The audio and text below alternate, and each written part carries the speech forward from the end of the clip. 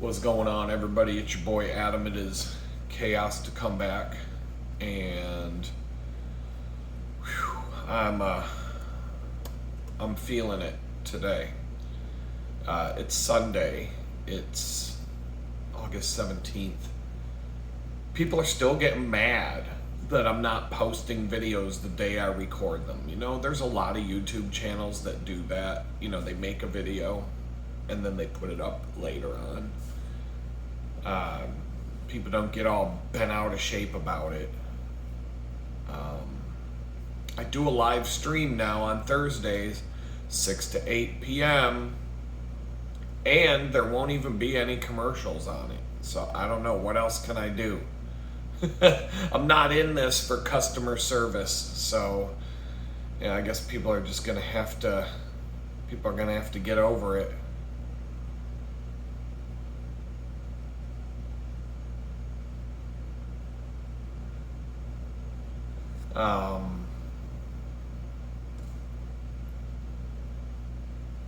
So I'm reading some of the comments. Adam, I don't know where to go. It's Sunday. It's I look exactly how I feel. That's why I'm like, I could go shave and clean up and then do a video, but this is a documentary about coming back from chaos. This is part of it. This is part of it right here. This was a rough week. Sunday's supposed to be the first day of the week. According to the calendar, it's the first day of the week. Right now, it feels like Sunday is the end of the week and Monday's the first day of the week. But then again, there's another time warp going on because I do this bakery thing on Saturday and Monday. It totally screws up. Everything's just out of whack. Time and perception of the... It's like Kamala Harris said, we're talking about the passage of time. Oh, what is her exact quote? I think she nailed it. There is such great significance to the passage of time. We're talking about the significance of the passage of time. That's right. The significance of the passage of time. So when you think about it, there is a great significance to the passage of time in terms of what we need to do to lay these wires, what we need to do to create these jobs. And there is such significance to the passage of time when we think about a day in the life of our children. Well, there is significance to the passage of time. I almost think that was a nod to how the powers that be have sped up the clocks. I'm praying right now, on the days I don't go to the bakery, Lord, can you slow the clock down? Slow the clock down. I always pray for the day to go by fast when I go to the bakery, and when I do, it does. Yesterday was another one of these days where it was pouring rain. I had a nice ride in. Somewhere around the middle of the day, it started pouring rain. It was overcast not long after I got there. And hold on. I just saw something that got my attention, but I'm going to check it out in a second. That's crazy. Anyway, this is the day. This is the day I'm having. I should just hit stop and start over, but I'm not. It started downpouring. The usual midday thunderstorms and downpour. And I just looked at everybody at the bakery. I'm like, it's going to be sunny at 4:30 when it's time for me to leave. It was. No clouds in the sky. Bright, sunny 4 o'clock. 4:30, it was sunny and bright and no clouds in the sky. And the whole way home was just sunny and bright and beautiful. Great. But exhausted.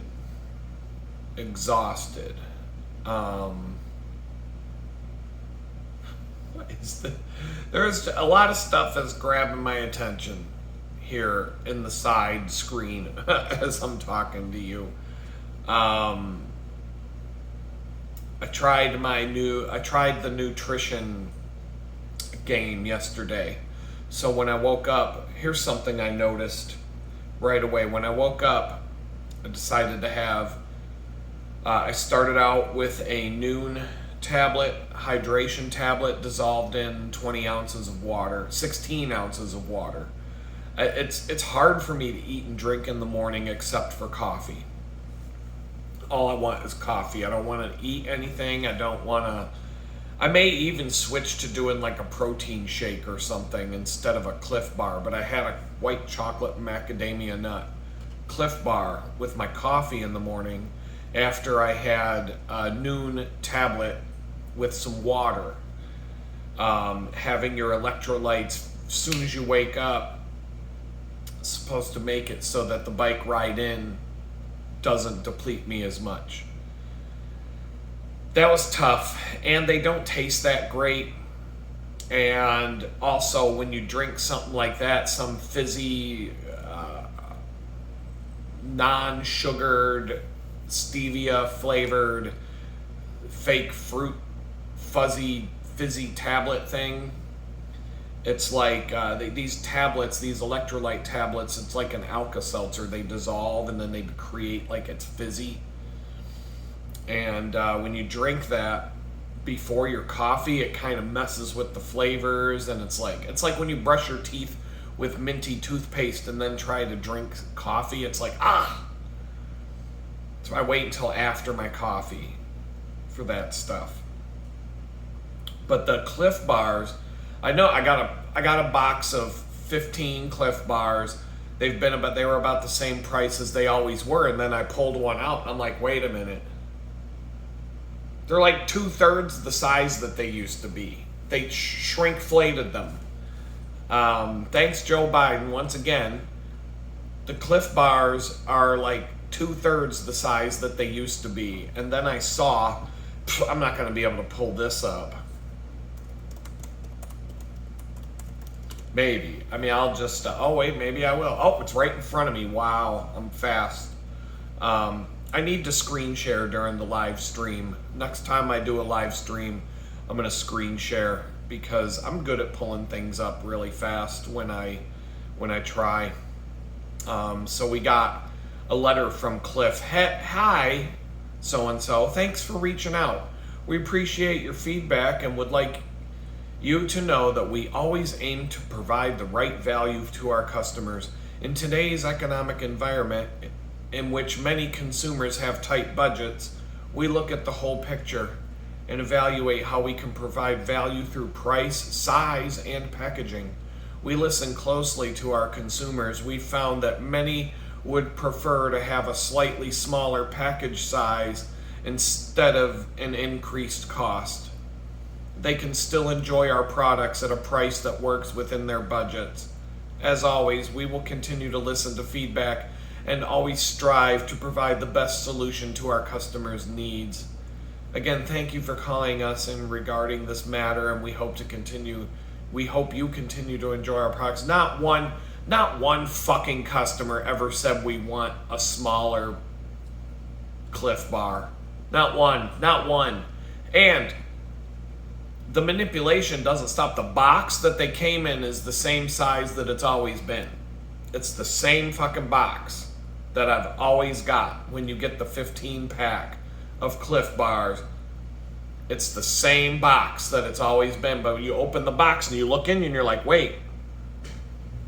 And you're looking in there and you're like, where the fuck are the Cliff Bars? They're all at the bottom on like this little tiny layer at the bottom of the box. So they make the box the same size because they don't want you to know that they fucked you until after you get home and you open the box and you're like, what the fuck is this? So I actually do. I think I have a Cliff Bar somewhere from before I was arrested. I think I have one somewhere that I pulled out of a backpack that was in my backpacking gear. I do think that there's a Cliff Bar in there from before the dark times, and I'm gonna find this thing because I'm gonna put them side by side and be like, this is how much smaller the Cliff Bar got. But I'm just looking at it, I'm like, but at the same time, I was like, okay, whatever, fine. They're smaller now. I guess you gotta eat too. But I have a hard time eating it anyway. So like eating that Cliff Bar yesterday morning was tough. It was like I had to force it down because I just don't feel like eating in the morning. When I ride my bike to the bakery, after that 25-mile ride, now I'm hungry. And that's typical with me in breakfast. It don't matter if I'm riding my bike or not. I'm not hungry when I wake up. Give me an hour or two, now I'm hungry. Usually, if I would eat breakfast when I would commute into Pittsburgh, I would park my car and then go find something to eat for breakfast before going into the office, because that's when I'm hungry, if I'm going to be hungry for breakfast. There were a few places in downtown Pittsburgh that you could get like a real breakfast, not McDonald's or any of that garbage, but like a diner style, eggs, like your omelet, like a traditional omelet or something like that. So I would find different places. You just got to look around. But you can get a real breakfast if you look around and you do your homework.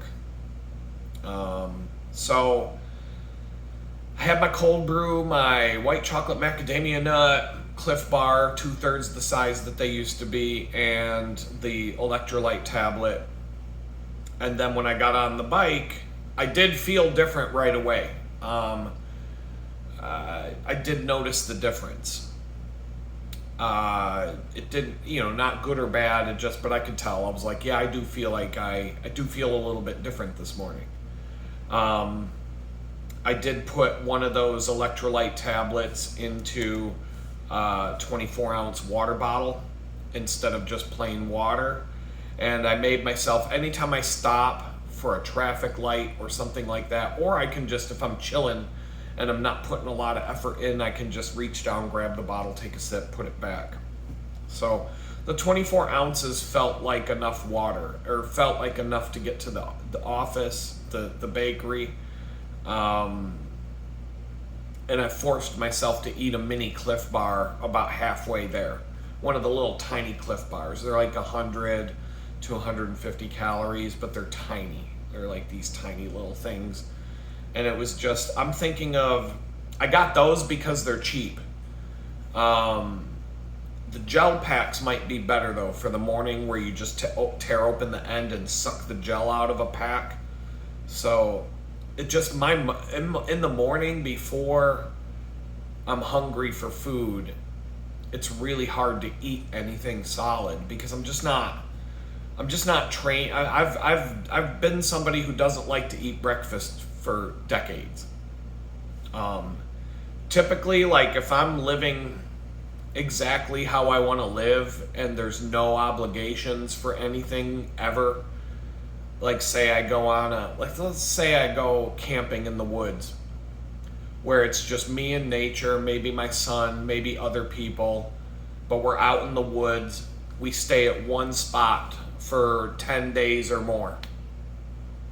And we don't have anybody telling us what to do, no obligations from sunrise to sunset, just like living like that for a while.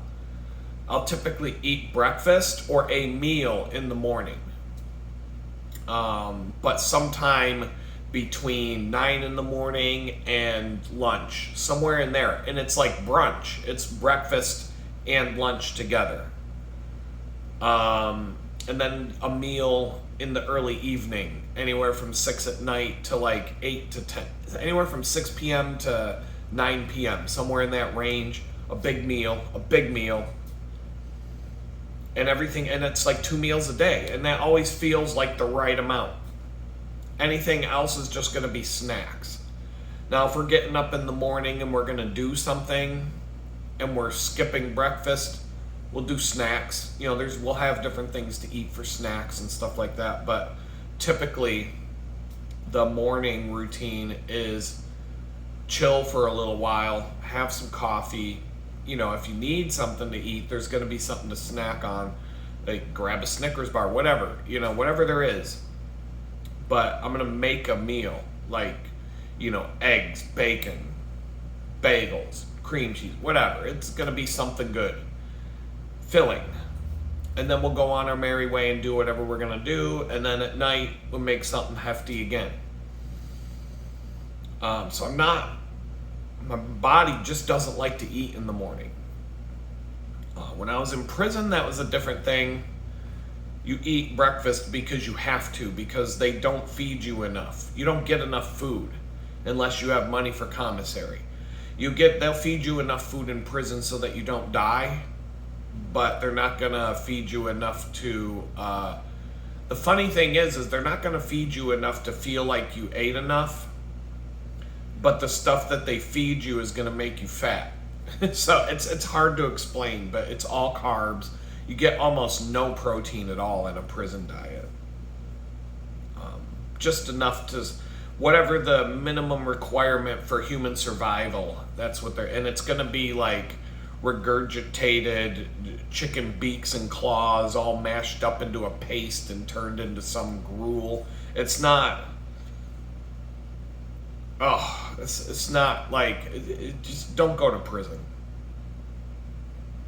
So on the way in, I did the mini Cliff Bar, the 24 ounces of electrolyte supplemented water, and then I got my Chick-fil-A burrito and large hash browns. Chick-fil-A, if you're in a hurry, always get the chicken burrito.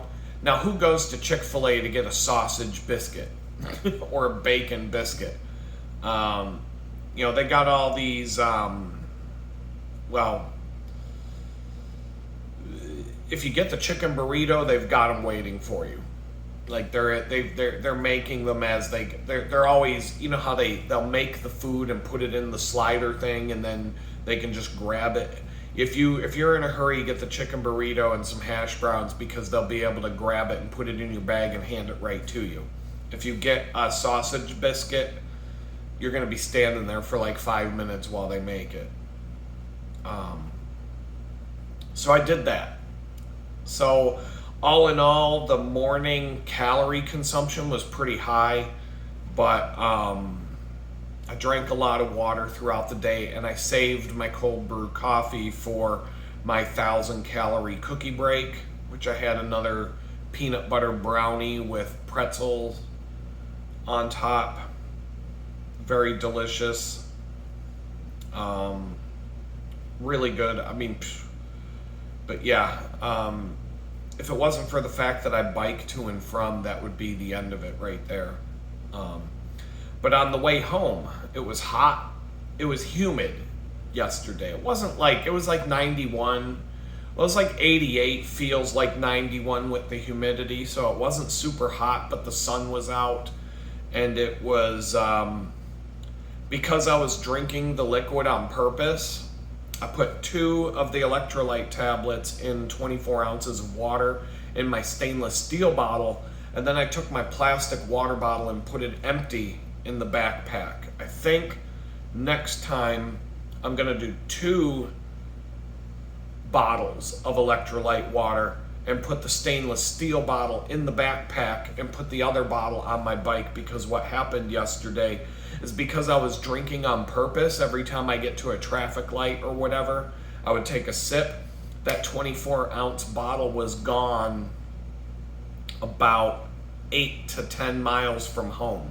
A little bit more than halfway home, I ate the mini Cliff Bar, I washed it down, and that was the end of my liquids for home. Now, sometimes I can go all the way home without taking a sip of water, which isn't good. But I think it's kind of like once you start, you want more. So, and it was a hot, humid day, generally speaking. The humidity was like 89%. So, when I got to where I could stop at a convenience store, and it was about 3 miles from home, I grabbed 2 bottles of Gatorade because, it just, I needed a break more because I'm having problems with my toes and my cycling shoes, getting like pain on the ride home more than the ride in. And so I'm trying to figure out what to do about that. My cycling shoes might be a smidge too big. It's kind of like the same stuff that's happening when you get ski boots that are too big. But they're like probably like a few millimeters too big. And this wasn't a problem until about a month or 2 ago. And so I think it's a combination of a lot of different things, but it's really starting to hurt. And my toes I need 2 weeks off the bike, but I don't get to do it. So I have to figure out how to fix these with insoles or something else. I'm kind of bummed if my shoes turn out to be too big. I just got a brand new replacement pair from that company that might be a smidge too big. But like I said, I don't know. It's shoes. Getting the right shoes is hard, especially when you've got bad feet. It's really hard. When I find a good pair of shoes that fit me good and are like good for me, I don't deviate. I get the same shoes over and over and over again. So unfortunately, I don't know. I might have to experiment a little bit with cycling shoes and maybe get another pair. I don't know. I'm kind of like, I don't know what to do at this point, because the pain in my toes is significant. But if I can fix it without having to buy new shoes or screw around like that, might not be so bad.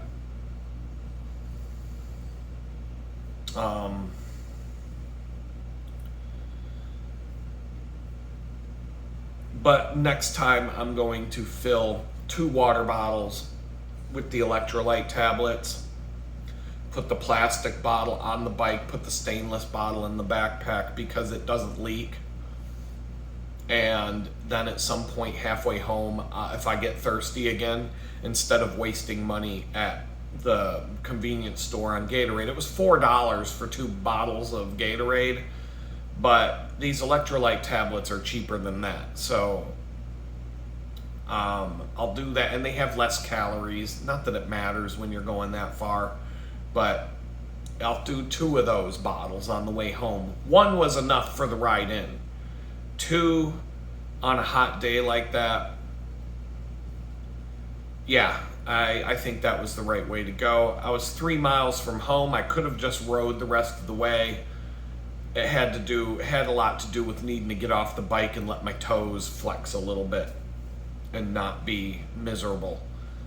And I was also thirsty, so it's just all right. And then I get home and I have a whole bottle of Gatorade. I forgot to put water in the fridge for when I come home, so that was a nice treat. So I'm gonna keep doing this for the next 2 weeks. I've got enough Cliff Bars and these electrolyte tablets to keep doing what I'm doing, and I'm just gonna see if over 2 weeks it helps me feel better. Today, I was a train wreck when I woke up today. Woke up about 6, went back to bed, woke up about 7, went back to bed, woke up, really didn't get out of bed and start moving till 10 a.m. And I'm feeling like hell today. But I think it has to do with the stress of the week that just passed, and a lot of other things. And I would call last week, I generally felt like a failure. I didn't accomplish anything that I wanted to, but I did get some things done, like the bicycle maintenance I had to do on Friday, which took away from, just Tuesday, Friday, Wednesday, just the whole week. Wednesday was shot. Everything was just not right last week. And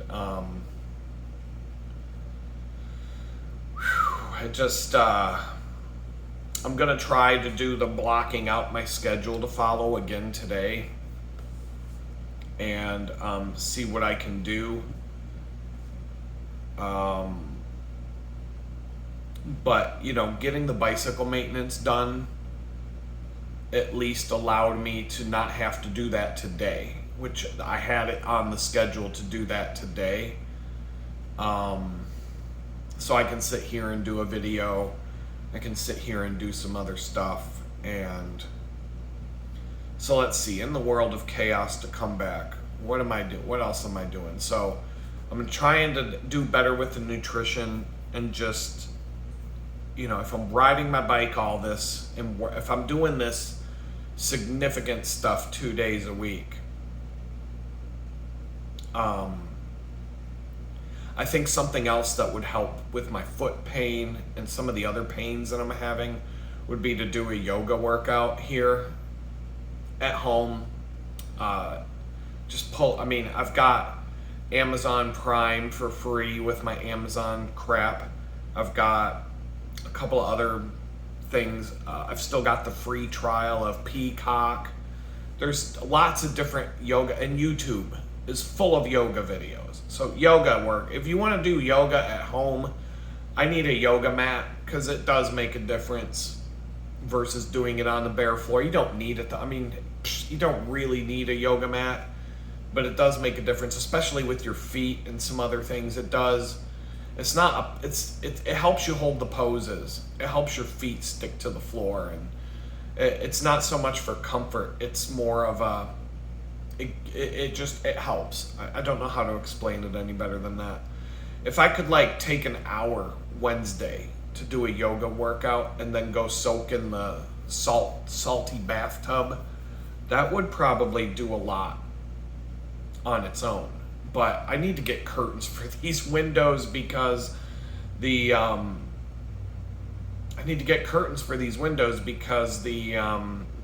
don't want people watching me do yoga through the window. And but I do notice when I'm outside, because these windows are just crap. The windows in that bedroom they're like double pane glass that have been fogged in the middle over time because the seals broke. And so there's all this crap, and it looks like calcium deposits or what. They're horrible. They let the light in, but when you're outside, you can't really see in. I've noticed that.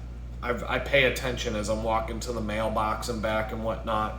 You look in those windows, you can't see through them from the outside. Inside, you can see out, and I can see things. They're just garbage. The windows are trash. But it's just one of these things. Money is so incredibly tight right now. I have 2 bills due. My first phone bill for the new cell phone is outrageous, because there's that new customer fees and all that shit plopped onto it. So that's going to be a fortune. I'm basically in the same boat I was when I had to pay rent plus a security deposit that was half a month's rent by the first of the month. I have the same thing going on. I've got a huge, gigantic web hosting bill due. It's a year's worth of web hosting, but I have to pay that on the last day of the month, and rent, and this ridiculous phone bill that's going to be huge. And when it's all said and done, I'm wiped out, completely wiped out again. So it's like every time I want something basic, like some curtains, I just got to keep putting it off. I got my last, every time I get paid, I try to cross something off my list. And what did I do this time? I did the nutrition. So I did grocery shopping, plus I spent a little bit of money on Cliff Bars, sports drink tablets, and mini Cliff Bars, like stuff to try and ride with on the bike. And based on how many of these there are, probably 2 times 10, 5, about a month or two worth, somewhere between 1 and 2 months, somewhere in the middle of that. I'm gonna have to restock the stuff. It depends on how much I use per day. And so I don't have to buy it. I shouldn't have to buy all of it at once. Every time it runs out, I can stagger it a little bit. And I should be able to kind of experiment a little bit with, like, I don't like these, breakfast. I might switch to like a chocolatey protein shake or something instead of a Cliff Bar. If I can find electrolytes supplement that's chocolatey or something like that that goes with what I like for breakfast, but I just had to do something to start this process. I had to buy stuff to repair my bicycle. It wasn't horribly expensive. And then I got some Velcro straps, a pack of $12, $13 there's a certain size Velcro strap that I find myself using more and more, and I only had 2 of them, I think, of that size, and all the other ones I have are really big. So I bought a pack that's big enough that I'm probably never going to run out. And I can already use them for, I mounted a little pouch on my shoulder strap of my backpack, and these straps will help me with keeping that secure and positioned where I want it to be.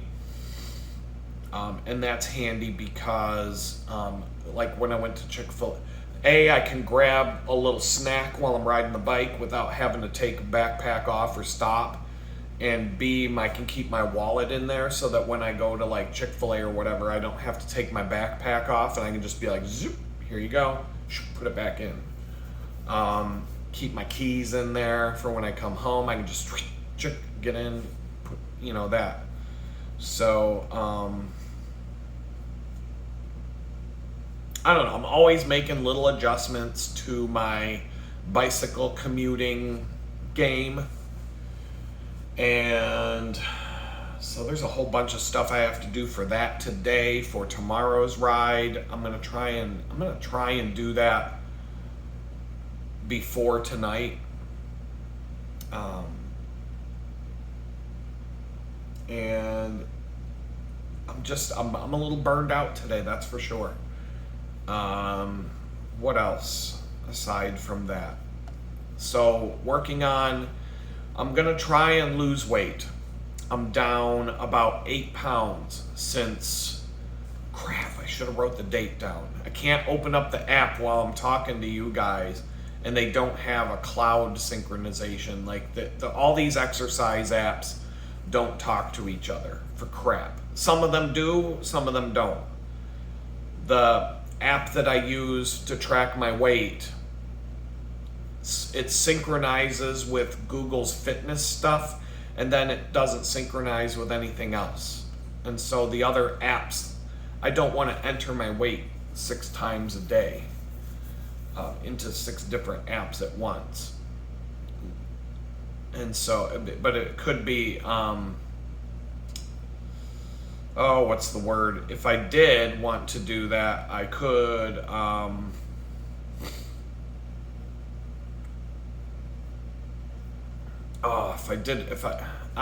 don't even know what I'm saying right now. I'm so tired. Way more tired than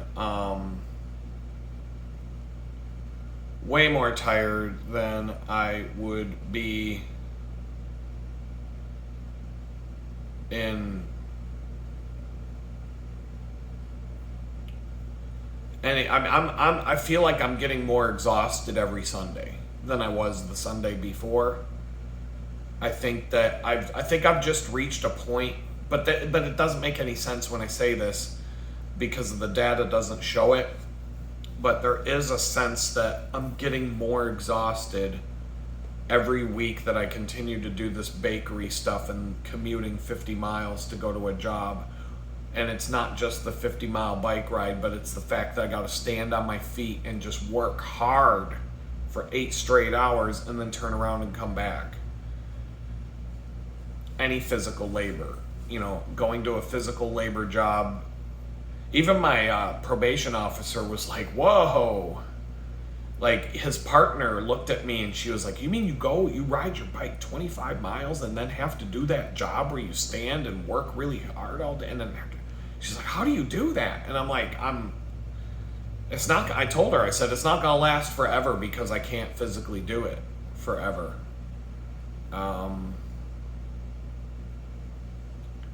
It just, it's just not gonna last it's just not gonna last for a long time. There's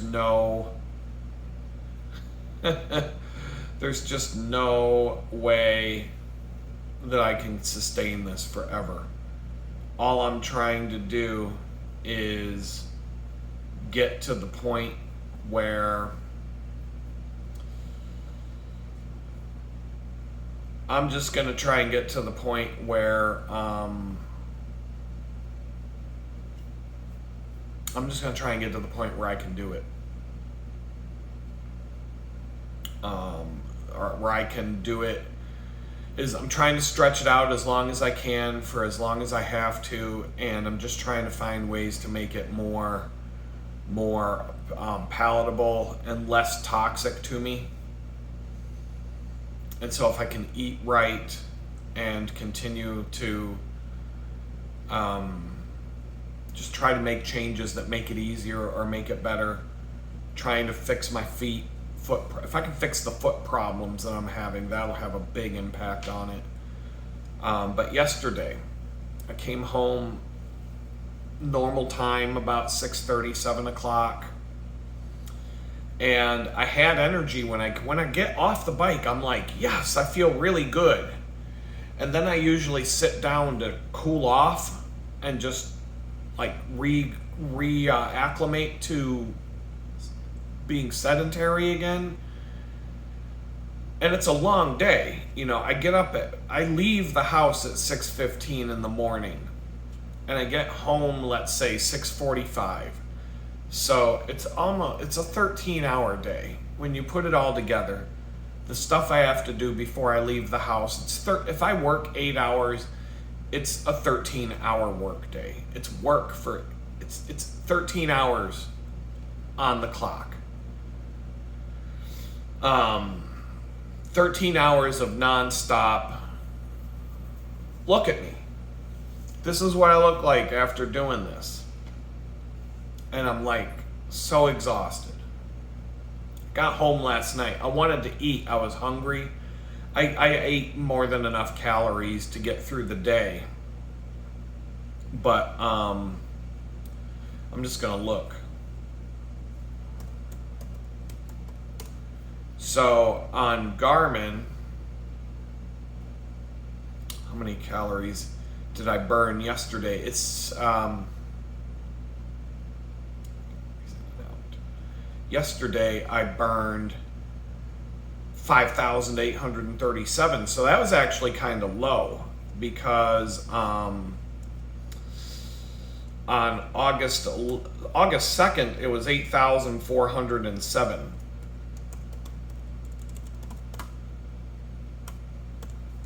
So I keep saying how week after week I feel like I'm burning out. There's a cyclical rhythm to it. So this weekend, I'm terrible. Like tomorrow, I'm gonna have no energy. I already feel it. But then there are like August 2nd, August 4th, I felt really good. I had a lot of energy. My bike rides were fast, high heart rate. I felt like I had power. I got home, I didn't collapse, etc. I burned 8,407 calories on August 2nd. Each bakery shift that I've gone to since has been reduced.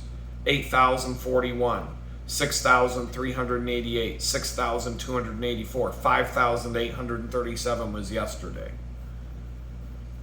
And it has to do more with the bike rides to and from. Either I take the shorter distance bike ride where I'm going 20 miles instead of 25 each way, So that's 10 miles less, along with the ride in the morning yesterday. I didn't raise my heart rate up into the I didn't raise my heart rate much at all yesterday. In fact, I can call that right up while I'm talking about it. But in the morning, especially yesterday, I did not give a crap about my heart rate, and I stayed in the moderate 82.1%. In fact, only 3.4% plus 1.9% in anything above 138 beats per minute. So, and the threshold where I spent a minute and 55 seconds with my heart going boom, boom, boom really hard is because somebody passed me on a road racing bike going about 25 miles an hour, and he flew past me, and I wanted to see if I could keep up with him. And I kind of did, but, you know, when these people pass me, it's like, it feels like shit because I'm competitive, and I just, you know, it's like I don't like being passed. But I know that I have no chance. First of all, this guy that passed me, he probably weighs 160 pounds. I weigh 220 pounds right now, plus a 16-pound backpack. So 20, 36, 236, so 236 minus 160. There's a 76-pound difference between me and the guy. Plus, my bike probably weighs 25 to 30 pounds. Let's say 25 pounds. His weighs 15. So there's another 10. So weight difference. 86 pounds difference between me and this guy I'm racing against. I'm 86 pounds heavier overall. Between the backpack, my gut, the bicycle itself. Well, no, I was on my light bicycle. Let's just say 86, let's say 80 to 85 pounds heavier overall. And I'll have to weigh the bicycles and see. He's on a state-of-the-art $10,000 or more road racing bike. I'm on a bike that I got for $300 on Facebook Marketplace. It's a fast bike, but there's a difference. The wheels are a big difference. Aerodynamics. He's got aerodynamic racing wheels. He's got a skin-tight cycling outfit with all the logos on it and whatnot. You can't tell a lot of times in these rich neighborhoods if somebody's actually on a cycling team, like a local Houston sponsored cycling team or whatever the hell it is, they'll have logos that are reflective of some business in the area that sponsors a cycling team. Could be a bike shop or a thing of bike shops. It could be, I mean, there are cycling teams in every city that are like local cycling teams, and they have the whole kit. But then, you know, just like people like going around in Pittsburgh Steelers jerseys that don't play football, they just sit on a lazy boy yelling at the screen every Sunday afternoon. But they wear a Steelers jersey as the same one that the players wear just because they feel like they deserve it. You got the bicyclists do the same thing. They go around wearing Team UAE jersey because they're a Tadej Pogacar fan. Like, if I ever got a skin-tight cycling outfit to go riding around town in, it would be something funny. It would be like some sort of beer logo or FJB, but FJB is in the past, you know, fuck Joe Biden. It would be something funny. It would be something that would, if you looked at it, you'd be like, oh, that's really great. Now, a guy passed me a while back wearing a Buffalo Bills cycling outfit. But anyway, the skin-tight cycling clothing and the aerodynamic wheels and the aerodynamic bicycle and all that gives you an advantage over me. I'm like it's like I'm basically driving a sailboat into the wind. I'm trying to fight the wind with a sailboat, sticking out in the wind like this. And this guy's going through the wind like this. You know, it's like hold your hand like this when you're going down the road and you have your hand hanging out of your car, and then put your hand like this. You're going to feel a big difference when you go like that. That's me. That's the guy I'm riding against. You know, so just the aerodynamics and the weight alone, plus the difference in the cost of the bikes and the quality of the components and everything else under the sun. If I was on his bike wearing skin tight clothes and didn't have to carry a 16-pound backpack full of other clothes and things that I need to get through the day, then yeah, I probably could keep up with the guy. And so I don't really get to, you know, bicycle commuting and weekend warrior training for the Douchebag Woodlands Classic in October are two different bike rides. You know, and you can't expect to be a bicycle commuter keeping up with someone training for the Woodlands Douchebag Classic. So, you know, it's just two different games. That, you know, so I get upset with myself when I let somebody go and I can't keep up with them. But then I'm like, come on, Adam. It's like the guy on the e-bike. Some guy passed me a couple weeks ago on an e-bike going like, he's wearing sneakers, regular sneakers, and a short, just looked like a yuppie out on a casual bike ride. And I saw him behind me, way behind me. And I was like, oh, that guy's never going to catch me. Because I could just see from his stance, the kind of bike he was on, he's just out for a cruise. And I'm like, oh, he won't catch me. And like 4 minutes later, he's like, phoo, he goes flying past me. And I'm like, what the fuck was that? And I'm going down the path and I'm trying to keep up with him. And I'm like, what in the Lance Armstrong shit did he put in his arm this morning? And I couldn't figure it out. And I'm like, because it did, I don't know, it's in the early morning. It's like 7 in the morning. I'm not awake yet. It took me until he was long gone, and I'm just feeling like shit about myself. Like, what a piece of shit, Adam. You got to get in shape, you fucking asshole. You can't even keep up with that guy. And then I'm like, wait a minute. He's on an e-bike. He's on an e-bike. That's the only way that he went that fast. Like 25, 30 miles an hour in regular clothes and sneakers. That's not something you could compete with, Adam. And that is when I realized it. Oh, okay. And then I'm like, man, I would love to have an e-bike right now, especially on these bike rides to work. But once again, it's like I don't even have curtains yet for my place because I keep getting sideswiped. Curtains aren't cheap. That's one thing about house stuff that it's always, every time I've ever had to buy curtains, I'm like, why the fuck is it so much for a piece of cloth? Just a piece of cloth to hang in a window. It's always ridiculously expensive for curtains. So it's just something like that I get, you know, I can't even get curtains for my place right now. I can't get an e-bike for sure. You know, it's just something to think about.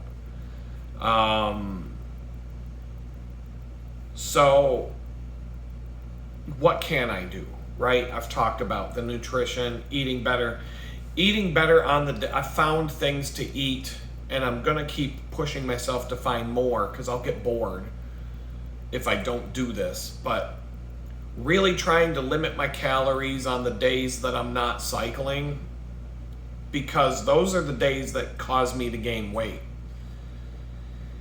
If I can burn 6,000 to 8,000 calories on Saturday and Monday, Tuesday's gonna come and Wednesday's gonna come, and I'm gonna want to eat 4,000 to 5,000 calories that day because I'm hungry. My body's like, it's my body, my appetite is tuned into that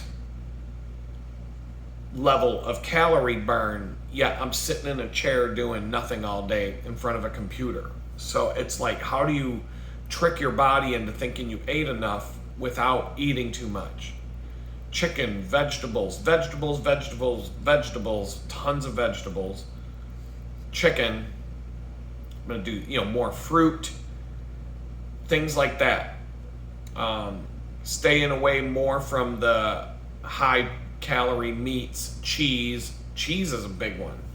But even like macadamia nuts, I thought, macadamia nuts, that's a good snack. A handful of those is like 1,000 calories. So, nope. I mean, I'll still eat nuts and things. I mean, they're not bad. I mean, a handful of macadamia nuts or a handful of a bag of Cheetos. I'll take the bag of macadamia nuts. Is going to be better for you.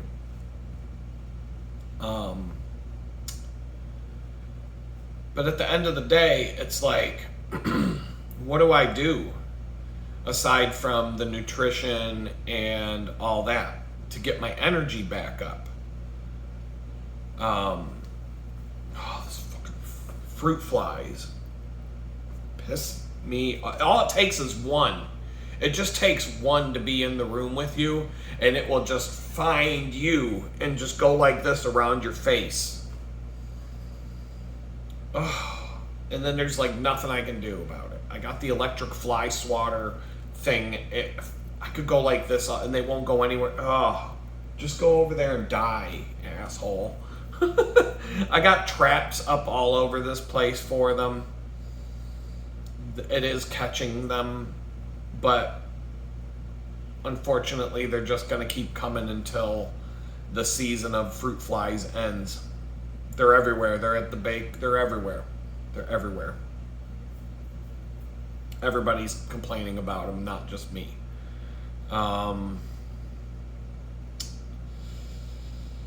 So with that, I'm going to sit down and try to block out my schedule again this week, except I'm going to try to stick to the program, if you will. Let's try and stick to the program for the week. Wednesday is going to be a horribly stressful day, but it might be good news. Sometimes when I'm really stressed about like a situation, like I was talking about with this bank that has money in an account that's mine, and they're telling me I have to get the money by a certain date or I lose it. I have until Saturday the 23rd to get that done. And Wednesday the 20th is the next time they told me to call back and see if they'll give it to me. So I think this bank is just trying to stall the clock so they don't have to give me the money. But they're going to send the money back to the state. And so they're going to have to they don't get to keep the money anyway. They're going to do something with it. So I don't know. I'm hoping that I just took a deep breath because it's one of these examples of getting worried about things that are out of your control. I did what I can do. I did everything I have in my power to do to make this happen. The rest of it is just wait. I went above and beyond what I had to do to make this possible, to make this work, to make this happen. So, and a lot of times you've seen me on this channel, I'll get worked up about something and then it doesn't come to pass. There was a lot of stuff with that. This kind of reminds me of how worked up I would get over the slumlord. For example, the day I moved out, the day I moved into this place, when I left to go get the U-Haul truck, the slumlord's car was still in the parking lot, and I really did not want to have a confrontation with him person to person. I just didn't think he's a good person. There was a million different reasons why. And so I really just didn't want that. And when I left in the morning to go get my U-Haul, he was there. And I was like, please. And I was worried all morning long. In the back of my mind, I'm still doing what I have to do. And if he's there when it just, I don't have any control over it. The only thing I did was I get to the U-Haul place and there's a huge line of people. and I knew it was going to take at least an hour to get to the counter, get the keys to the U-Haul, and leave. I was also worried about maybe getting a hassle renting the U-Haul for one reason or another. And so there were all these different things that I was worried about. The U-Haul situation went smoothly. And then when I got the van, I decided to go. I'm like, I had to get a couple things from Home Depot. I may as well do it now. I called my friend, and I'm like, look, I'm stalling because I want this landlord not to be there. So take your time. If you're coming over to help, take your time, dude. Don't be in a hurry. I'm not. And then when I get to the house, the slumlord, he was gone. And I didn't waste any time. I started loading up that van right away. It was 9:30 in the morning. My friend showed up at 10, and we had everything in the truck, and we were pulling out of the driveway at 11 o'clock sharp. It was exactly 11 o'clock. And I was all worked up all morning for no reason. And all worked up wasn't the right term. It was just this stress in the back of my mind of what if this, and what if that, and what if this, and what if that. And even stupid things like when you're driving around in a rental vehicle, what if I get in an accident? What if somebody hits me? Just those things. I can just conjure up 150 things to be worried about that there's nothing I can do about on any given day. And if I start doing that, it snowballs into me doing more of it. So, but at the end of the day, the move went super smooth. I was worked up about having to text the slumlord after I got here to tell him that I moved out and you're not getting any more money from me.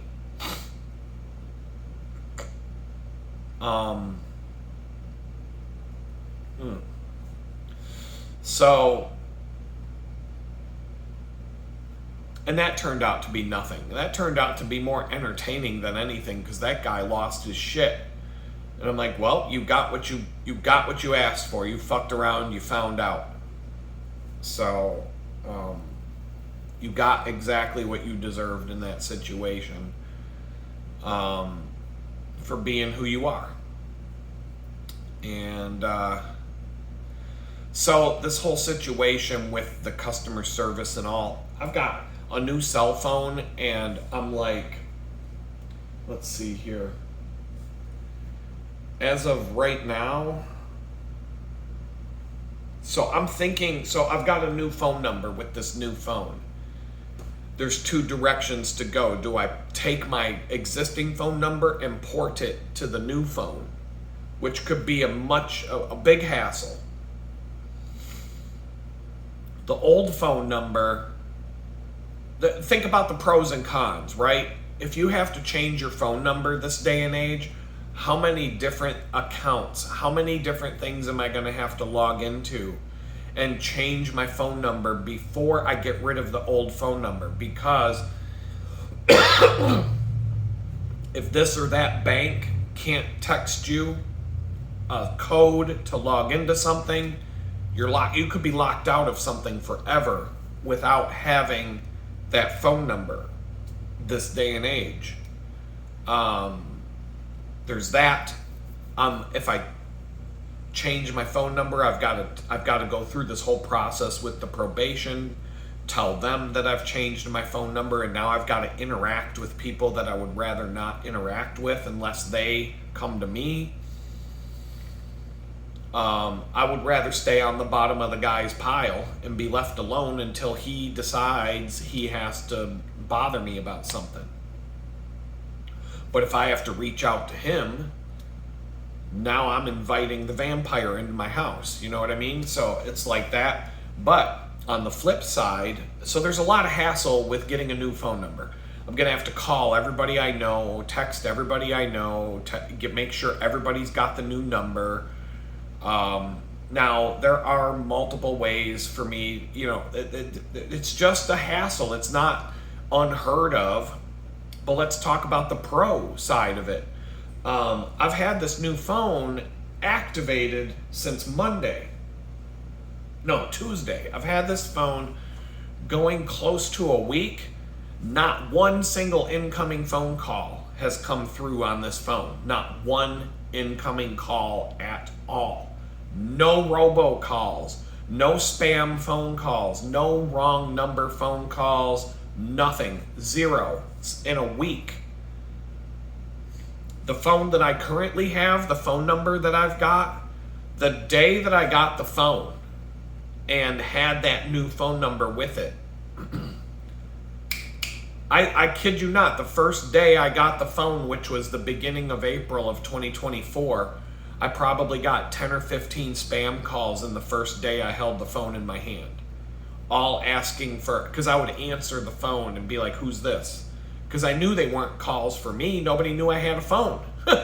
So I'm just wondering, I'm like, and the more I would tell these people on the phone to stop calling this number, the more they would call back. Robocalls, spam calls, bill collector call for somebody who used to have that number, just one after the next after the next. That phone would ring about 15, 20 times a day. Now it's calmed down a bit, but I still get all kinds of spam on that phone. I get phone call after phone call that's not for me. I get text messages that aren't for me.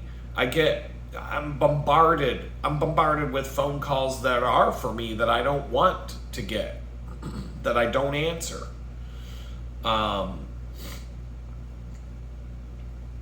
People who I wonder how the hell did they even get my phone number calling me. If I have a brand new phone that hasn't even had a single incoming phone call the whole week, it's been sitting here on my desk because I haven't really used it yet. If I keep that phone number, that's a clean phone number for as long as I can keep it clean, and only give it out to people that I don't, the cleaner I can keep that phone number, the better. Now, the more stuff you start signing up for, the more accounts that you link that phone number to, the more you use the phone number, the more you open up Pandora's box to start getting all this crap sent your way. But at least I could start with a fresh phone number. So I don't know which way I want to go yet, because there's a lot of pros and a lot of cons, and I think they kind of balance each other out. It's kind of 50-50 on the scale of which is better.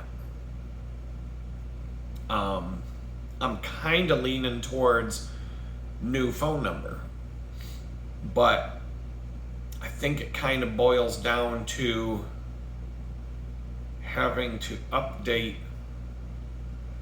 Like, I'd probably just have to send a text message to my probation officer and fill out a form on their website and be done with it. That part of it is probably easy and not a big deal. People change phone numbers. I think I'm more concerned about the hassle of changing my phone number with certain accounts that might result in problems being dished out to me as a result of the phone number change. But I mean, because a lot of these companies, they just, they make it difficult. Some, like I was talking about, takes 2.5 months to change your address when you move, when you have T-Mobile as your provider. You have to call customer service and then go to Twitter, and you got to yell at them on Twitter for 6 straight weeks before they finally change your address on your account for you, because they give you no way to do it yourself. The website straight up tells you that in order to change your address, you have to call customer service. My bank was like that. When I moved here, I had to go into the bank and fill out a form in person to change my address to here and sign it and everything. The other bank that I have isn't like that, but if I change my address with some Google services, that could cause me some big problems. But what they'll usually do is send you some sort of confirmation thing in the mail with a code on it, and then you have to go back to the website and type in the code that you got in the mail. Even the post office can make it bad. So I'm going to talk about, I'm just going to totally switch gears now, an hour into the video. I'm only mousing over a YouTube thumbnail that, so there's a website, or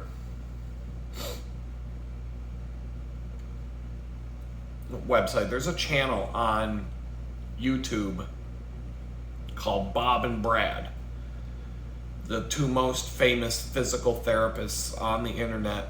If you're having a problem with something, I guarantee you can go to their YouTube channel and find some sort of exercise, stretch, combination of whatever, that will fix your problem. I woke up one day with a crooked back that was like scary bad. Like, it was like my body was over here and my hips were over here, and I had this like sideways thing going on. And I woke up like that one day. And Bob and Brad were the ones that told me the stretches to do to fix it. Lateral pelvic shift, they say. And they explained why it happened, everything. And I did these stretches for a few days. I would do this one stretch and you would just hear in the back, like going to a chiropractor. I'm telling you, within a few days, I was walking upright again. And I continued to do this stretch for a long time. And anytime that feels like that could ever happen again, well, anyway, Bob, it seems on August 6th, they're announcing it 2 days ago, Bob from the Bob and Brad channel died. And I saw the headline on the video when I first started talking to you guys, "Goodbye Bob, a life that helped millions." And I'm like, yo, I'm just kind of reading the subtitles that, if you move your mouse cursor over a YouTube video, it'll start playing automatically with no sound and subtitles. And I'm just kind of reading through it.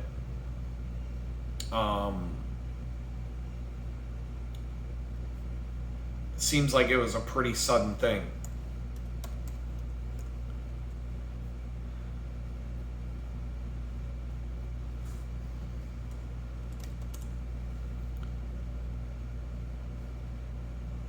So,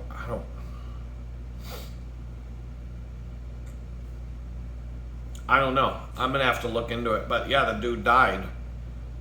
And that's crazy. Because I was just telling the story at the bakery yesterday. Who knows how we got into this. Well, I do know how we got in this line of conversation. Somebody we like at the bakery, her mother passed away. And so that's where the conversation started. At some point, I was talking about, would it be worse? The gist of the story was, would it be worse to find out you have cancer and then lay in a hospice bed for the 6-month stretch, waiting for your day, each day, like my parents did? Or would it be better to just be riding my bike down the road and some douchebag in a Dodge Ram who's running 30 seconds late to get home to beat the shit out of his wife just decides to run me over? One day, I'm like, I don't know what's worse, laying in a hospice bed for 6 months waiting for the day, every day, checking another day, yay. Or you're just riding down the road, lights out, it's over. Like, you don't even know it happened. And I said, technically, I think the long term is worse for you, but better for everybody around you. But in the flip side, it's better on the opposite, where it's just lights out. You never even had time to prepare. It's just you're riding along, you're living your life, and then lights out. That's better for you, but worse for everybody around you when it's unexpected and sudden. But for you, you don't gotta worry. It's just like, oh, it's over. You don't even have to you don't gotta worry about nothing. It's over. You don't gotta. It's not like you can come back and do it again differently.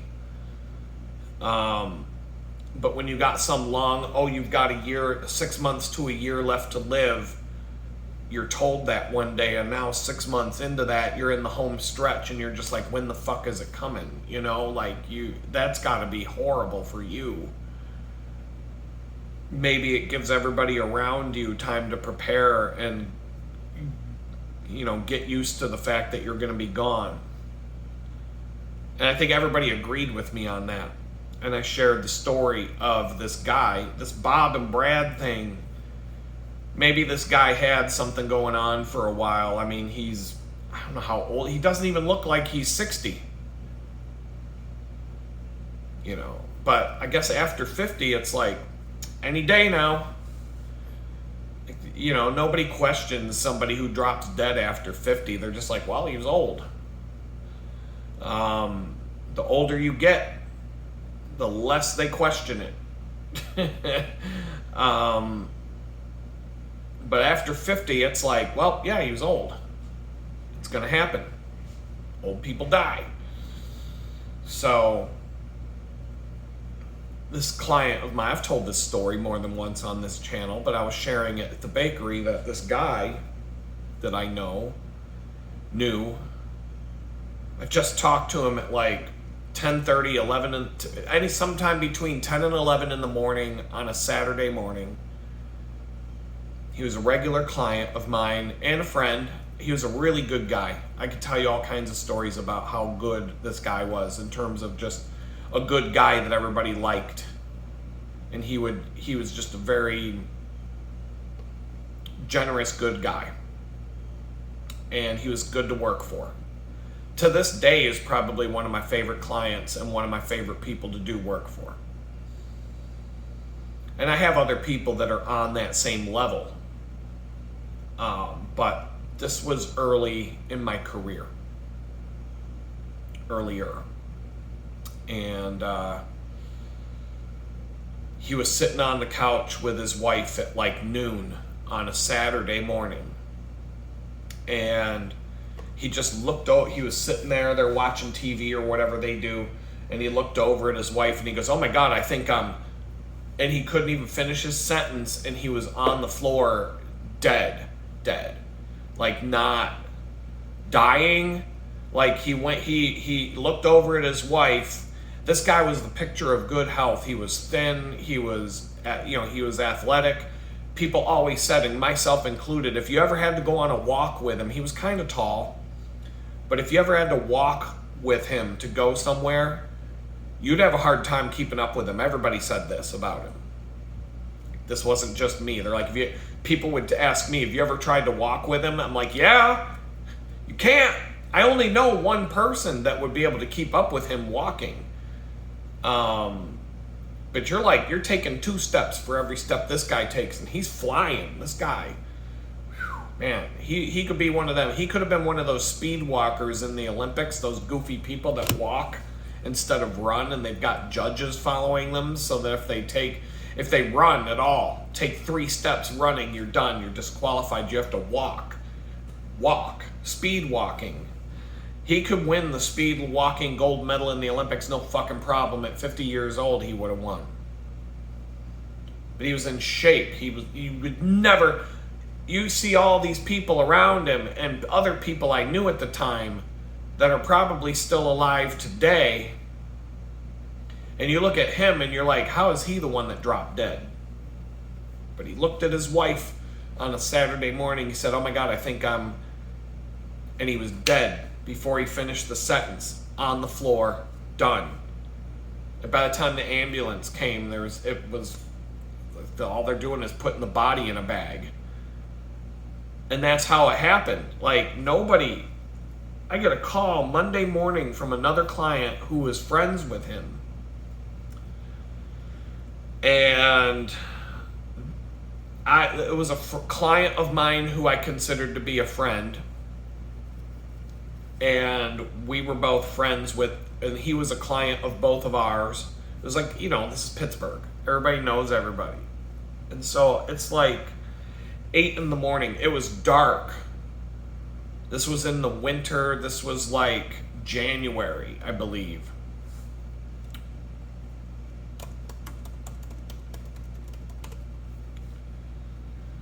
January 6th, 2007, which was, I mean, this is how the guy was so well known and a big deal. I mean, here's a Pittsburgh Post-Gazette article, not an obituary, but an actual article about it in the Post-Gazette. But of course, I can't read it because unlike porn websites where porn is just free all day, I would have to pay $1 for my first 8 weeks of subscription to the Pittsburgh Post-Gazette to be able to read any news. So I guess I'm not going to know. But anyway, it happened on January 6, 2007. And so it was cold and dark. I remember it was like 8 in the morning. I was at... I remember where I was. I was in a parking lot after having dropped my daughter off at school or something like that. I was at a parking lot, probably, I would have either had to have been going to the bank, but that seems a bit early to be going to the bank unless I don't know I know exactly where I was when I got this phone call.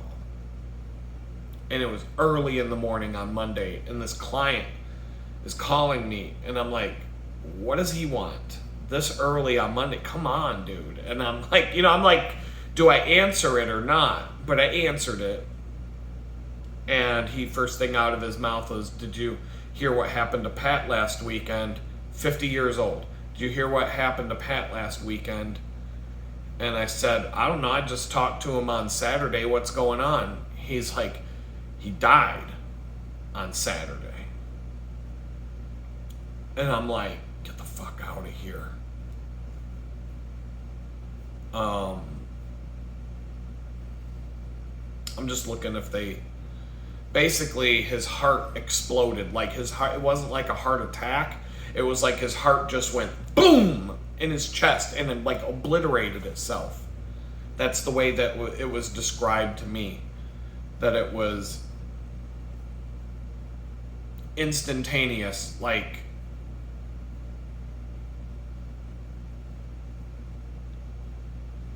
there's a lot of news articles about this guy's death. Because he knew a lot. I mean, he was a popular guy. High up at the bank. Lot of news articles about this. Oh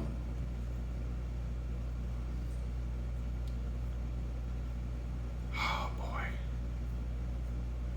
But anyway, it just...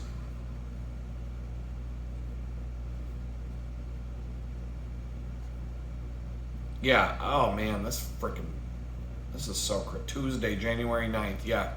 So, oops. 2007, yeah, wow. I'm just having like flashbacks right now, that's what you're seeing, and I'm exhausted today.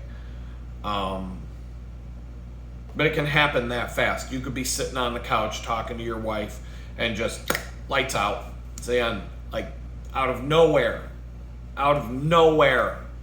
you could be the picture of good health and just drop. Or you could be a fat, gluttonous pig who can't even walk to the refrigerator to get another pint of ice cream out of the freezer. And you got to have someone bring it to you because you weigh 1,000 pounds. You could live longer than this guy. So nobody fucking knows, man, when their day is coming. I'm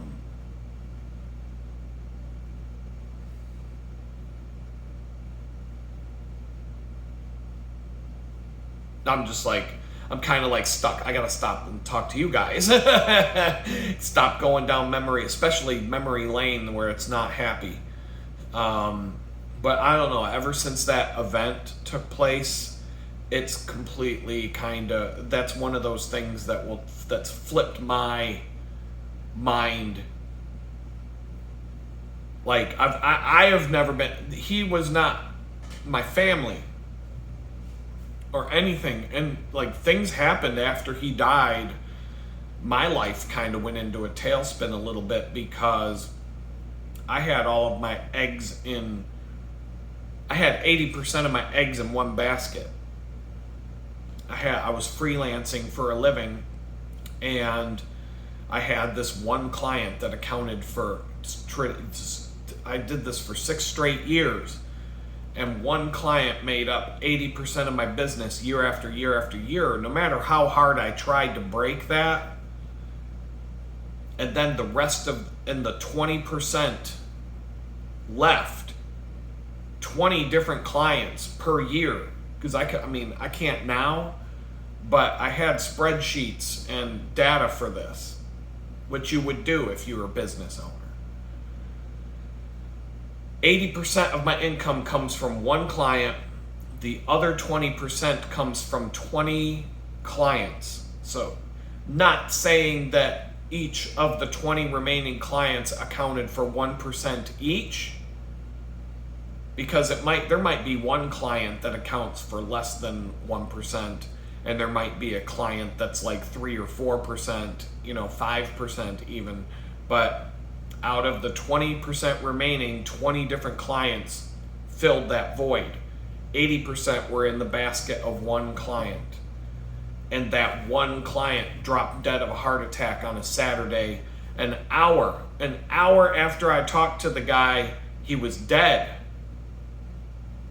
I was one of the last, aside from his family, they told me, they're like, you're one of the last people that talked to him in his life. It's strange. Like, that sits with me to this day. That was 2007. It's 2025 right now.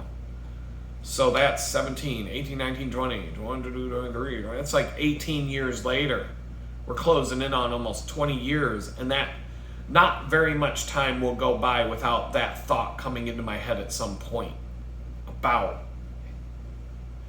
not just how fast life can be disappeared from you without warning, without any kind of indication that something's wrong, but at the same time, I was one of the last people that talked to him. It could have been like me and his wife that day. I mean, whoever he talked to on Saturday morning. He talked to me. He talked to his wife, obviously. She was the last person he said something to. Did he have kids running around the house watching Saturday morning cartoons or whatever? Like, sit down, shut up, stop fighting, whatever. Probably, if he had other people in the house, kids, family. But other than that, I don't know. Did he talk to anybody else on Saturday, like a client or projects or anything? I don't know.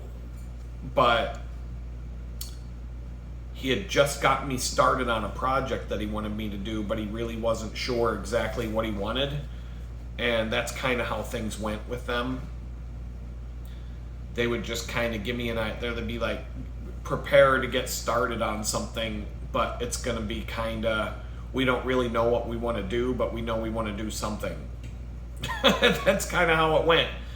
And he'd give me enough to like chew on something, come up with ideas for this or that, and we'll talk. And it was one of those, let's talk for a half hour on Saturday. And then Monday, I thought I'd be talking to him again, and we'd be I'd say by the end of the week, we'd be moving forward, and I'd be like doing something for this job. And it turned into pull the plug on that. And then when somebody that big in a company disappears or moves or moves to another company or whatever, the politics of everything in a big company like that, a new person comes in, they bring all of their people. It's just like when Joe Biden leaves, crack pipe Hunter Biden had to leave, Jill leaves, the cross-dressing Surgeon General's gone, the the guy in charge of something at the Pentagon who dressed up like a devil and wore a dress every day, he's gone. And then Donald Trump comes in, he's bringing all his people with him. And so it's the same thing at any big company when somebody leaves. And that's what it is. And so that's kind of my 80% client turned into, I lost, like within 1 year, I lost most of the work that I was doing for them. But I would still do some work. And then it turned into, they started questioning my invoices, and then they started paying me late. And then when the stock market crash came in 2008, they just decided not to pay invoices anymore for 4 months, and we got into this big argument. And I said, if I was 4 months late on my mortgage with your bank, you would have taken my house by now. So I'm going to take your website if you don't pay. And I got a check the next day, and I never did another job for them again until I was hired by them to come work for them as a lead software designer several years later, almost 10 years later. And it was a completely different company, completely different atmosphere, completely different people. It was a completely changed, it was so toxic, it was so bad. Different CEO, everything was different. Everything was different. And I quit in 3 months. Part of me wonders if the stress of working for that company was part of, was the stress of working for that company part of what took him out with that sudden ending. He never seemed like he was super stressed, though. He never seemed like the high stress corporate kind of thing like that. Didn't seem to ever bother him. You know, he seemed to just manage it. He worked a lot, but he had a family. He had a wife at home. I don't know if she worked. She probably didn't have to work. So, it's a lot less stress if you have a wife at home who can take care of the house and the kids.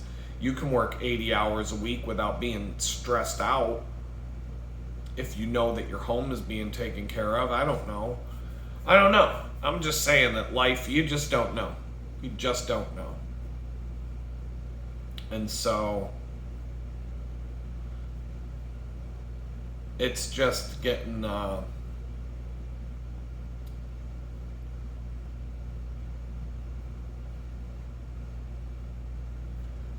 I don't know. The whole thing is just, I'm so tired today.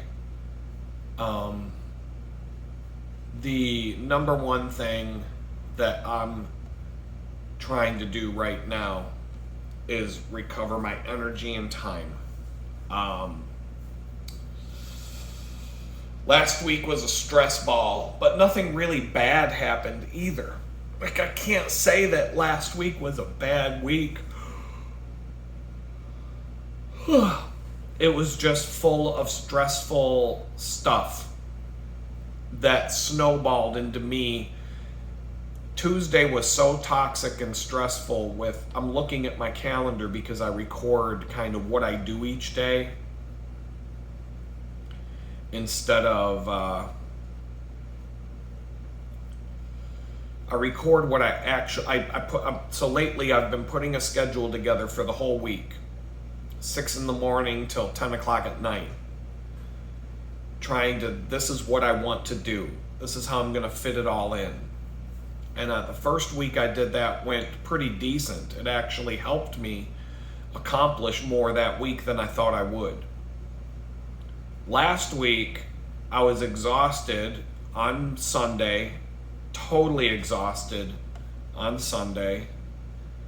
I did a little bit with the YouTube channel, and I ate a meal, and I packed for my bicycle shit and stuff tomorrow. And that's all I could do on Sunday.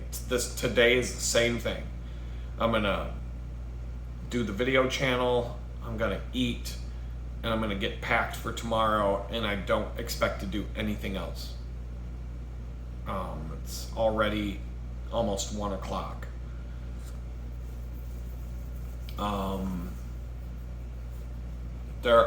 So tomorrow's shot. But what happened was Monday I came home to a check in the mail, which is good, but it also sucks because I had to go deposit that check in the bank, which is 16 miles on the bike. There's no bank. There really is no bank that's closer. I'm kind of in this, like, if I go and open up a new account at a new bank, they're gonna put, like, this bank that I have right now, when I deposited my first check to open the account, they put a 21-day hold on my funds. Almost an entire month. I had to leave the money that I deposited sitting in that bank for 21 days before I could access the funds. And they waited out the 21 days. Every bank has different, I don't think all banks are that bad. At the time, the 21 days didn't matter because I didn't need it. I just needed a bank account here. I was like, fine, whatever, I'll be fine. And I was. But I don't have that 21-day luxury right now to go open a new account at a new bank and put money in it. I could write a check from my own account for like $100, put it in a new bank account, let it sit for 21 days, and then have a bank account. I don't know. But I gotta do something. I gotta try it. But there really isn't a bank close. There isn't a bank within walking distance of here that I'm aware of. I'm gonna look again, but I don't think there is. Not that I can walk to from here.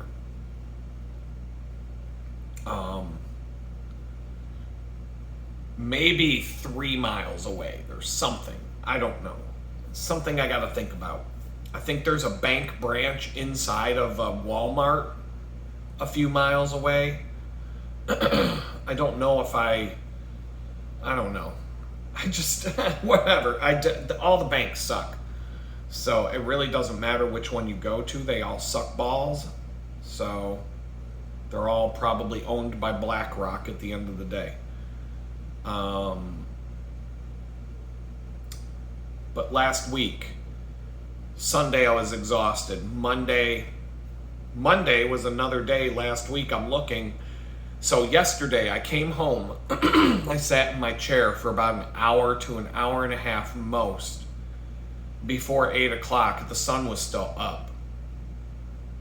I went over and I laid down and I fell asleep. And I slept straight through until about 9 or so this morning. And even after I woke up, I just laid in bed watching YouTube videos until about 10 o'clock. Monday was like that last week. So Monday and Saturday were both the same. I didn't eat dinner. I didn't eat. I didn't do anything. I came home, got out, I changed my clothes. I sat in front of the TV, went like this, went to bed. Was in bed before 8 o'clock or around 8 o'clock. My app will tell me when I fell asleep. Tuesday, all I did was laundry and sit on the phone all day with customer support. With Verizon, with the bank, with FedEx, and I shot a video. I shot like a couple of I spent a couple of shots, either working on the YouTube channel or whatever. Just kind of, I wanted to do something, and I had a meeting with my client first thing in the morning, and then I was done. I honestly felt more worn out Wednesday morning than I did Tuesday morning. And then Wednesday I had to go to the bank. 16-mile bike ride. My bike broke. It was rideable, but it broke to the point where I had to repair both of my bicycles in order to be able to go to work yesterday. And so like there was a lot of like mental stress that I went through. And when that mental stress gets overwhelming, it completely ruins my plans. I can't concentrate, focus. I can't do anything anymore when that mental stress sets in that deep. The week before, where I laid out a schedule and it went pretty smooth, the week before went smooth, etc. And it was, the week before, like I said, I laid it out. It didn't go exactly to plan, but I got a lot of stuff done, and I pretty much did keep to the schedule. Last week was the opposite. Nothing went according to plan. Nothing went on schedule. Nothing. It all started going off the rails Friday when my phone started to fall apart. And I'm looking at it right now because I'm still using that phone, but it just keeps getting worse and worse each day. I have the new phone sitting right here. I just need to, pretty much after Wednesday, my plan is Wednesday this week, depending on the outcome with that bank I'm dealing with this money situation. If that gets resolved on Wednesday, I'm going to actively try and make the transition to the new phone.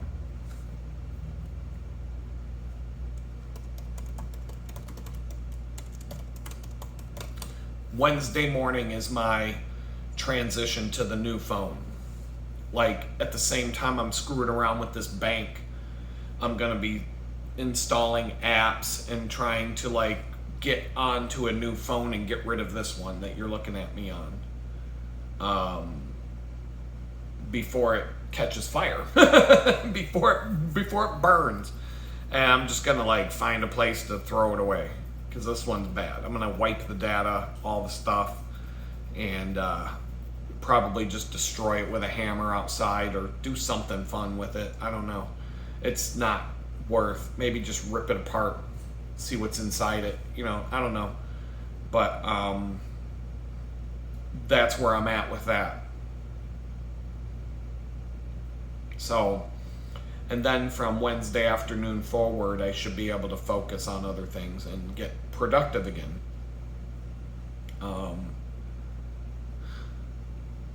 But I am getting like, I don't know,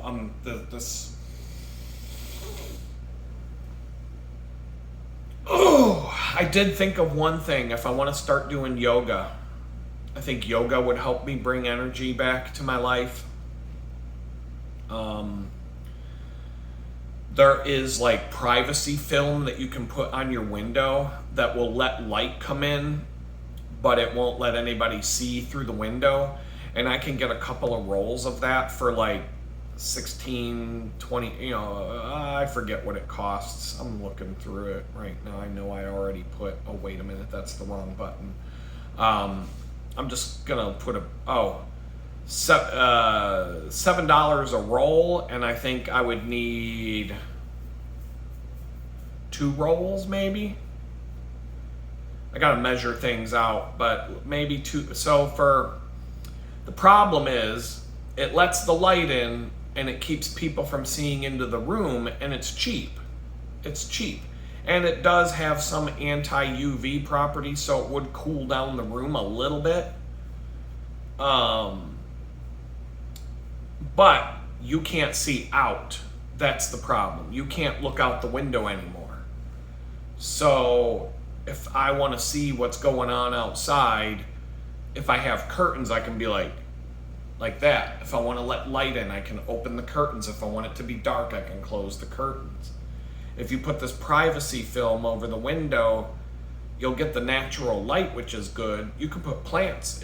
Plants will still grow with that light, but certain plants might not like it as much. But I can have plants, and I can have the natural light permanently coming in, and nobody's going to be able to see into the bedroom. what is essentially the bedroom.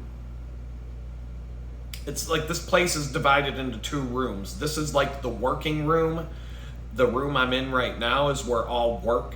I'm either sitting in front of a computer, I'm cooking something, I'm working on bicycles. No matter what is being done in this room, it's work. The other room is chill. There's a chair, there's a TV, there's not a bed, but kind of a bed. And that's all chill over there. The bathroom's right there, the chill bathtub, the laid back bathtub where I can soak my weary bones and all that stuff. Like, so when I go past that threshold, that's relaxing. This space is workspace. So that's kind of how it's split. So I don't want people looking into my chill space. I don't want people seeing what's on my TV screen, even though it's a bike race. But, you don't want people looking at you. It was like that in my house before I was arrested. The basement was my man's cave space. I had, my TV down there. I had a TV upstairs too, but like the man cave was where we go watch movies and like we're actually chilling and watching movies and stuff. Upstairs, I kept the windows all wide open. You could look in and out of the house because I wanted to be able to see in and out of the house. Downstairs was where everything was blacked out. You couldn't see in or out at all. It was pitch black down there at noon with the sun out.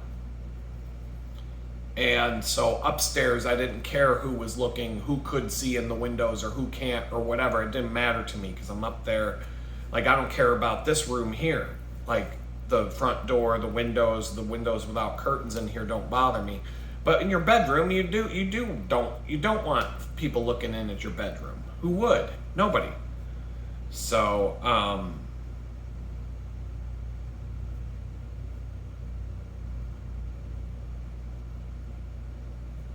these fucking things. So anyway, that is a cheap solution that I might do. Oh, and now they've got a lightning deal where I can get it for like $11. How long do you got to claim this lightning deal? 3% claimed. I may have to do this. I don't know. Because I just don't see when I'm going to be able to get curtains.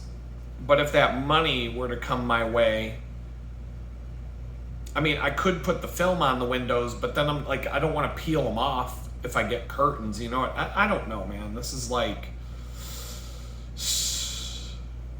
I don't want to waste money on this privacy film and then get some curtains and peel the film off. But maybe I just get the privacy film and not get curtains. I don't know. And let the natural light be in there.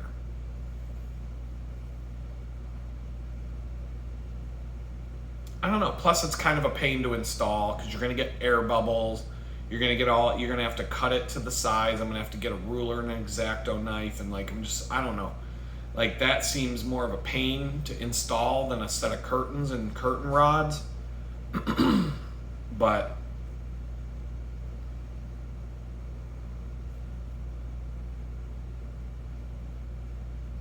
I don't know. It's like I'm gonna have to think about this one.